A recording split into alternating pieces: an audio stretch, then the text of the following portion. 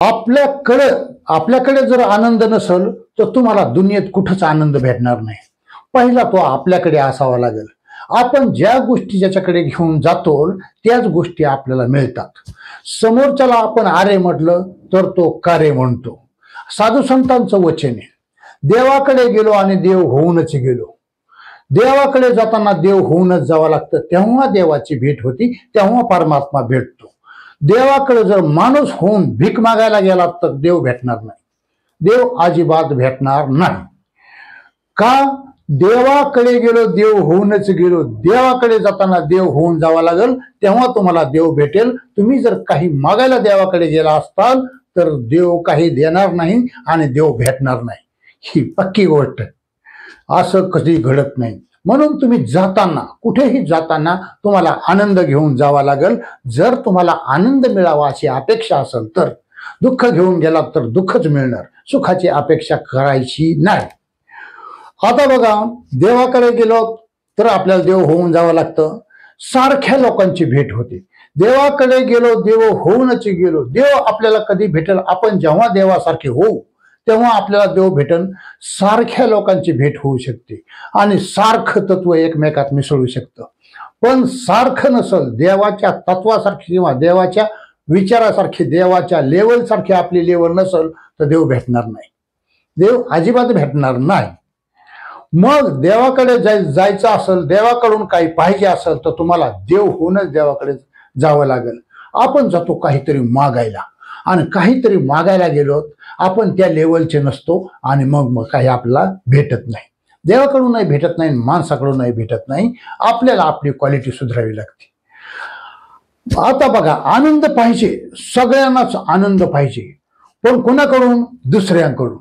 आता माणूस भेटला म्हणजे मला आनंद भेटेल. अरे, माणूस भेटल्यावर आनंद भेटतोच असं नाही. माणूस भेटल्यावर कधी कधी दुःख सुद्धा होतं. चुकीचा माणूस भेटला तर दुःख होतं, योग्य माणूस भेटला तर आनंद मिळतो. पण प्रत्येक वेळा आनंदच मिळतो असं नाही. कधी कधी दुःख सुद्धा होतं माणसं भेटल्यावर आणि कधी कधी आनंदही मिळतो माणसं भेटल्यावर. माणसं भेटल्यावर आनंदच मिळतो, सुखच मिळतं असं मुळीच नाही. माणसं भेटल्यावर दुःख सुद्धा भेटू शकतं. म्हणून सतत आपला आनंद दुसऱ्यावर अवलंबून ठेवू नका. पहिली तर गोष्ट काय आहे, आपला आनंद दुसऱ्यावर अवलंबून नाही ठेवायचा. आपणच आपला आनंदी व्हायचं. जर आपला आनंद दुसऱ्यावर अवलंबून असेल आणि आपण दुःख घेऊन गेलो एखाद्याकडे आणि त्याच्याकडून आपल्याला आनंद मिळवायचा आहे तर तो आपण दुःख घेऊन गेल्यावर तो आनंद देणार आहे का आपल्याला? आपण चार गोष्टी जेव्हा सुखाच्या सांगू तेव्हा समोरचा माणूस चार गोष्टी सुखाच्या सांगणार आहे. आपण चार गोष्टी दुःखाच्या सांगितल्या तर तोही चार गोष्टी दुःखाच्या सांगणार आहे. मग तिथे आनंद मिळणार आहे का? नाही. आपण जर आनंदाच्या चार गोष्टी सांगितल्या तर आपल्याला आनंदाच्या चार गोष्टी ऐकायला भेटत्या आणि तरच मनाला आनंद भेटेल, नाही तर तसा आनंद भेटणारच नाही. म्हणून आपण काय घेऊन जातो दुसऱ्याकडे त्याच गोष्टी आपल्याकडे फिरून येतात. आपण जर दुःख घेऊन गेलो तर दुःख येणार, आपण जर सुख घेऊन गेलो तर सुख येणार. म्हणून आपण दुसऱ्याकडे काय घेऊन जातो याच्यावर आनंद अवलंबून आहे. आनंद जर पाहिजे असेल तर तुम्हाला आनंदच घेऊन जावा लागेल, आनंदच घेऊन मिरावं लागेल, आनंदच घेऊन या संसारात राहावं लागेल, तरच तुम्हाला आनंद भेटणार. आणि आनंद जर भेटायचं तर आनंद माणसातून भेटणार नाही. तुमचा आनंद माणसावर अवलंबून ठेवू नका. तुमचा आनंद तुम्हाला जर आनंदच मिळवायचा असेल तर तुमचा आनंद निसर्गावर अवलंबून ठेवा, तुमचा आनंद मंदिरावर अवलंबून ठेवा, तुमचा आनंद अध्यात्मावर अवलंबून ठेवा, तर तुम्हाला आनंद भेटेल. कारण निसर्गामध्ये पॉझिटिव्ह एनर्जी असते. निसर्गामध्ये गेल्यावर तुम्हाला फ्रेश वाटतं, मंदिरामध्ये गेल्यावर तुम्हाला फ्रेश वाटतं, पुस्तक वाचल्यानंतर तुम्हाला फ्रेश वाटतं. तिथं मंदिरामध्ये काय असतं? मंदिरामध्ये पॉझिटिव्ह लहरी असतात. त्या पॉझिटिव्ह लहरीमुळं आपण तिथं पॉझिटिव्ह होतो. आणि पॉझिटिव्ह लहरी नसतील तर आपण तिथे आनंदी होणार नाही, तिथे आपल्याला सुख शांती समाधान काहीच लाभणार नाही. म्हणून जिथं आनंद, निसर्गात आनंद भेटतो तिथं निसर्गातच जायचं, तिथं आपलं फ्रेश होऊन यायचं. तुम्ही लोकांकडे जाता तिथंच काहीतरी गोंधळ करता आणि पुन्हा दुःख परत घेऊन येता.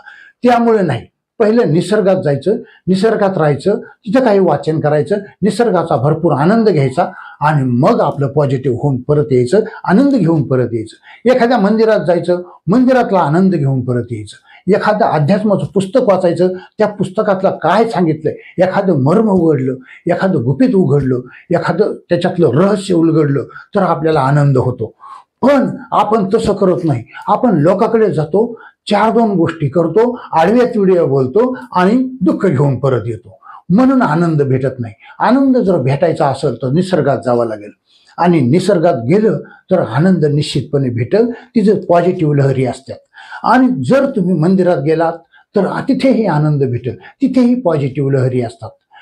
मग अशाच ठिकाणी जायचं जिथून आपल्याला आनंद भेटतो. तुम्ही संसारातल्या माणसाकडे गेलात तर तिथे सुख दुःख असतात, तिथे तुम्हाला आनंद भेटू शकत नाही. आनंद ही फार मोठी गोष्ट आहे. तात्पुरतं सुख, तात्पुरती एंटरटेनमेंट हे होऊ शकतं, पण आनंद ही त्याच्यापेक्षा वरची गोष्ट आहे. त्यामुळे ती सहजासहजी भेटू शकत नाही. आनंद भेटायचा म्हणलं तर निसर्ग, पुस्तकं, मंदिरं, मोठ्या मोठ्या काही अशा गोष्टी ज्या निसर्गातल्या आहेत त्या. बाकीच्या गोष्टीतून तुम्हाला आनंद भेटू शकत नाही. ओम तत्सत.